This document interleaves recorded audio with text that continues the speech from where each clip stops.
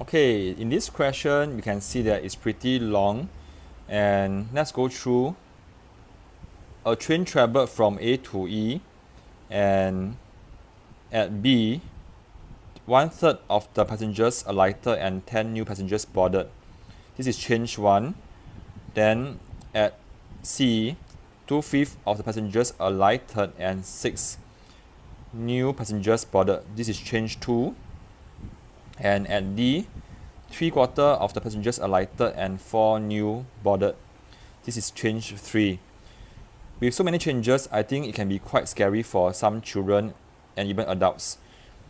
But not to worry, as you can see that the paragraphs are really concise and neat, and in a sense, the pattern structure is similar. At one station, what happened? Some alighted, some boarded. At the other station, some alighted, some boarded, and at another station, some alighted, some boarded. So I would say that this question is created in a very organized way. Yeah, no more confusion. Okay, let's finish up. When the train reached the final station E, all 34 alighted. How many passengers boarded the train at A? Okay, so it sounds like working backwards. Actually, it really is. If you can actually end off with how many passengers boarded the train at A at first, yeah? Because normally children know that when they see at first, they know that it's working backwards question. Okay, so let's always start off with the immediate sentence just before the question. So, which is, I would say, is this part, right? 34 and 4.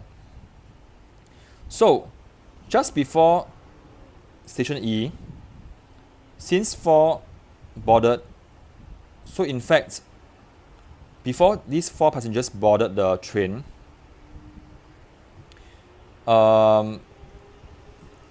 before these 4 boarded, we should have 34 minus 4, which is 30. And 30 passengers are in the train. Okay? Actually, let me see. Actually, just before it reach D, okay? So these 30 passengers were in the train just before the train reached D. So in fact, we should have 30 which is in the remaining, yeah. And let's see if I can better phrase it. Even I get confused sometimes, but it's okay. What do you do when you get stuck or you get confused? Do you give up or you move on? Okay, so something very important here. Yeah, so this 30 that is left in the train, right?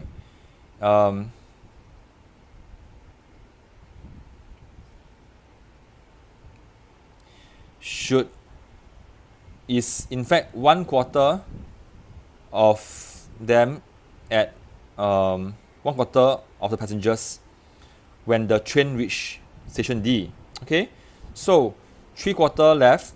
So this one box is 30. So 4 boxes is 30 times 4, which is 120. Okay, so y times 4 is because of this 4. Then let's work to backwards to the previous sentence. 6 boarded. So we got to take away 6, leaving 114.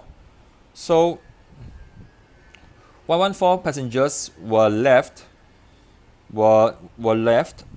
Okay, and this represents 3 units out of 5 units. So back to the model, let me draw 5 units. So 3 stands for 114.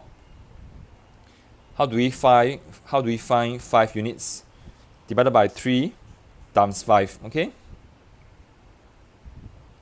So next, this 190 should be the number just before 10 passengers boarded at B. So, and 190 minus 10, which is 180, which represents 2/3 of the passengers at B. And again, let's draw 3 parts. So 2 parts for 180, and then to find 3 parts is 180 divided by 2 times 3, which is 270. Okay, so pretty long question. Please watch this video a few times to digest. But one takeaway here is stay cool about it. And then this is a question, right? So you always start off with this line, the line just before the question, and then you work backwards line by line. And you may want to use your, if you are a right-hander while you are writing, you may want to use your left hand to really press on this line, and then make sure that your eye is always looking at this line. So use the other hand to trace back the step, okay, and to remind you where to get the numbers from.